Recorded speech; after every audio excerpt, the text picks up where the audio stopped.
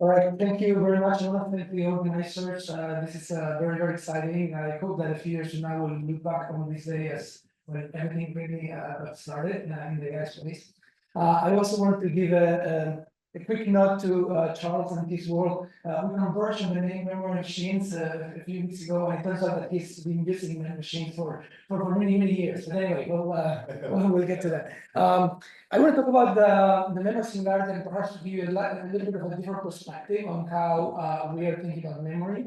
Together with Sharon, Sven, and Madame, who are here in the audience and are the true architects of everything that I'm going to be talking about. So humans forget. We forget things every day, and our key goal is to augment human cognition. And the memory singularity, I think we're not that far from the notion that very, very soon we will be able to actually remember everything. And that's our goal at Memory Machines. So first of all, and this was basically stated several times already, you are your memories. Charles already said it at the beginning of the morning, and this is who you are, basically. So if I ask you about give me a recommendation for a good restaurant, or if you think about the code that you've been writing, or what you're going to do tomorrow, this is the very essence of who you are. And loss of memory is devastating, both for the person themselves as well as for the loved ones.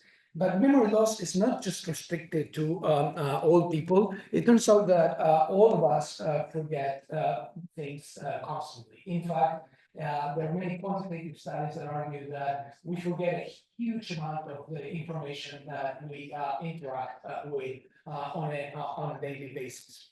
So it turns out that the word forgetting is a little bit of a misnomer. Sometimes we really forget things. There are things that really disappear. But oftentimes the information is in our brains. It's just that we cannot recall it. So the key problem in memory is about being able to recall that information. And if I can trigger that information in you, then our key argument is that we will be able to augment your cognition and help you truly remember everything. So I'd like to spend a few minutes now with something that's a little bit different from what we're normally used to, which is telling you about what we know about how our brains encode and retrieve memories. And there have been many people that have been working for decades trying to understand at the behavioral level what we do remember and what we forget, and also the mechanisms, actually the neural circuit mechanisms that orchestrate what we remember or not. So I'll give you a quick glimpse on that with two brief vignettes on this problem. So the first one, I'll tell you about neurons in a particular part of the brain called the human medial temporal lobe. Many of you may have heard about the hippocampus. If you don't have the hippocampi in both hemispheres, it turns out that you cannot consolidate memory. So I'll tell you what neurons do and how they represent information with a very quick experiment where we showed people short video clips, and then they were exposed to these different videos that had different orders. And I'll tell you about how the brain encodes one of the fundamental aspects of memory, which is the temporal order, the sequence with which things happen. So we show these video clips to people, and then we ask them in two different tasks what they remember and what they forget. One is a scene recognition task. Have you seen this scene before, yes or no? Or we show you two frames and say which one happened before. And we did this work with patients that have epilepsy, that have electrodes implanted in their brains. And this allowed us to get a unique glimpse with unprecedented spatio-temporal resolution to record the activity of individual neurons, so we can look at the individual fundamental components of memory in the human brain. So let me give you a quick glimpse of what happens in the brain when we are trying to remember short snippets of the video.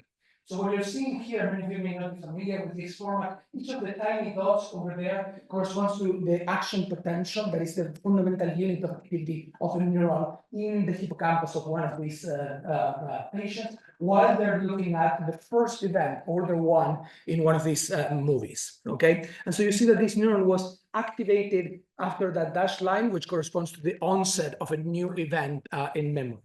When we look at other events, event on number 2, event number 3, this neuron was not activated at all. And similarly, we have other neurons that represent order 2, order 3, etc. So here's the fundamental mechanism by which the brain can encode the sequential order by which things happen. And this is, I just give you a few examples. Here's a whole population of neurons. Some neurons encode what happens first, what happens next, etc. So there are fundamental units in the brain that are encoding the temporal order in which things happen. So this is the kind of inspiration that goes behind some of the algorithms that we're building to represent the fundamental structures of memory based on neuroscience.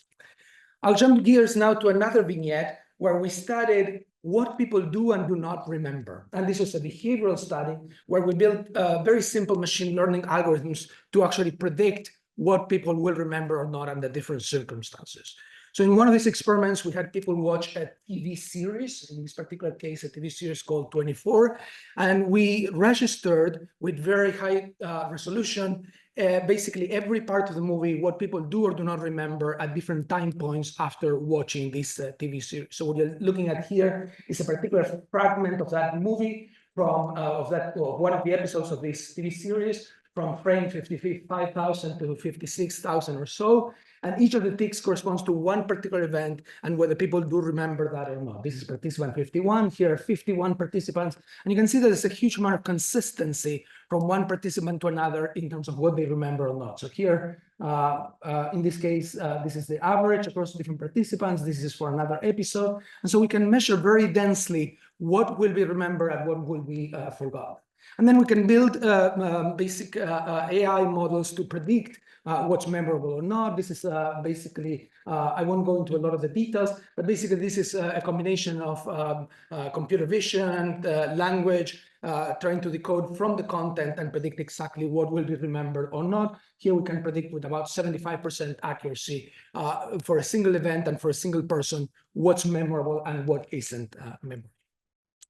So back to trying to build algorithms that will augment human cognition. The first step is building what we call the memorome. The memorome is the complete organized record of an individual's memory. It's like a genome, but containing all your memories. So think about every conversation you've ever had, every person you've ever met, every email you've written, every book, every movie, everything is part of your memorome. We want to be able to encode that, and we want to be able to encode that in a way that is inspired by what we understand about the mechanisms by which the brain and people actually encode information. So this has to be multimodal. We extract all of the experiences from all the sources. In principle, we'd like to incorporate every single file, everything that's digital, incorporated into the memory. And one thing that I want to emphasize and talk a little bit more about now, and this was alluded to in some of the previous talks, is that we need new ways of evaluating human-like memory. And I look forward to seeing, where was it, in the previous talk from Tanka, the new benchmark that they have created. I think creating new benchmarks is essential for us to make progress in our field. And I'd like to invite our whole community to collaborate on that. So perhaps I'm preaching to the converted here. Many of you are probably familiar with the story of computer vision. MNIST was quite exciting, you know, it sort of started the whole discussion. But I think in the memory field, we are kind of in the pre-MNIST stage in terms of how we are evaluating memories.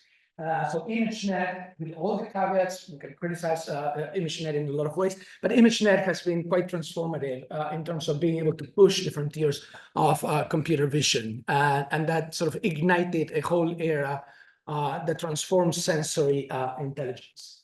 So if we think about large language models, one of the reasons they have been so successful is because they've been able to capitalize on enormous amounts of data that they have been using for training. We just don't have that for LMMs. So LMMs are large memory models. That's what we're building. That's what many of you are interested in building as well. And to build large memory models, we need fundamental benchmarks and data sets that we can build upon. And so we'd like to invite all of you to collaborate with us if you're interested in building better data sets and benchmarks for human-like memory. And here's a basic desiderata of what those benchmarks should look like. So first of all, we need to have access to ground truth. They need to be personal. We're in particular interested, in our case, in human memory, not in memory for agents, but actually in augmenting human cognition. They need to be able to incorporate time and be dynamic and incorporate the changes over time that are fundamental to memory. They need to be accessible, so I cannot quite share my entire personal history with everyone, so we need memoromes that are accessible for testing for the entire community. And importantly, they have to be large, right? So we cannot work with a data set that has, 100 snippets of conversation and then few questions and answers on that. So here's a couple of things that we're developing. One is the Abraham Lincoln memorome. Another one is celebrity-based memoromes, personal-based memoromes, and fundamental list of extensive questions and answers that we can all test our algorithms on. So we're going to be submitting a proposal for a NeurIPS workshop on benchmarks for memory, and would like to invite everyone who's interested in collaborating with us on this. I think this is going to benefit all of us. First of all, in defining what data sets we need for training models. Second, in evaluating rigorous benchmarks that we can all then compare notes with.